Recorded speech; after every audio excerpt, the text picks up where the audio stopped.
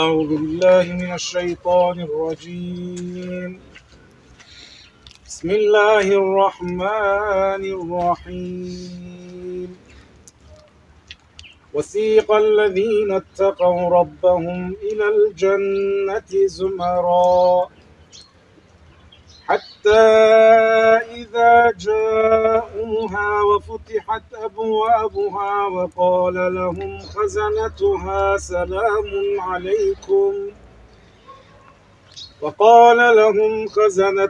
سلام عليكم طبتم فادخلوها خالدين وقالوا الحمد لله الذي صدقنا وعده وأورثنا الأرض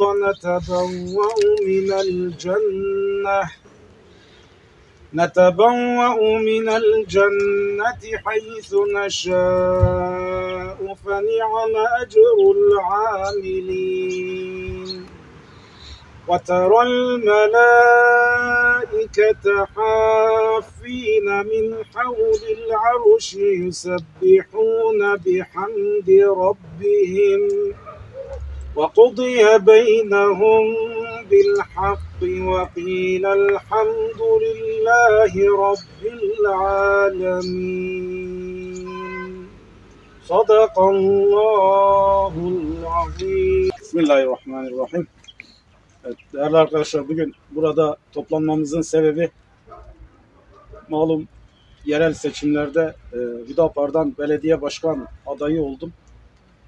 Tabii merhum Mehmet Yavuz ağabeyimizin mirasını ve hatırasını devam ettirmek gibi ağır bir mesuliyetimiz olduğunu da biliyoruz. O yüzden de buraya startı buradan vermek istedim. Buraya geldik. Kendisiyle ahitleştim. Onun bıraktığı davayı, sancağı, yarım bıraktığı işleri gücüm yettiği oranda sürdürmeye, çalışmaya devam edeceğim inşallah. Burası benim aile mezarlığım. Dedem burada yatıyor. Babaannem yatıyor. Babam yatıyor. Annem yatıyor. Ağabeyim burada yatıyor. Hepsinin huzurunda söz veriyoruz ki biz onların hatırasını, mirasını yere düşürmeyeceğiz. Helale harama dikkat edeceğiz. İsraf etmeyeceğiz. Yetimin hakkını yemeyeceğiz. Ve bir gün buraya geleceğimizi de biliyoruz. Çünkü her nefis ölümü tadacaktır.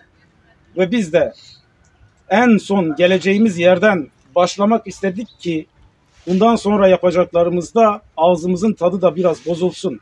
Ölümü de analım ki, hani ağızların tadını bozan ölümü analım ki ibret alalım. Yapacaklarımızı bir daha düşünerek yapalım. Harama meyletmeyelim. Kul hakkını yemeye meyletmeyelim. Ve gerçekten Allah için bu millete, bu halka hizmet edelim. Bu gayeyle biz burada toplandık. Regaib Kandili münasebetiyle de iyi bir tevafuk oldu. Hepinizin kandilini de mübarek ediyorum. Dualarınızda bize yer verin. Rabbim ayaklarımızı sabit tutsun. İnşallah istikametten ayırmasın. Allah'a emanet olun. Allah razı olsun hepinizden.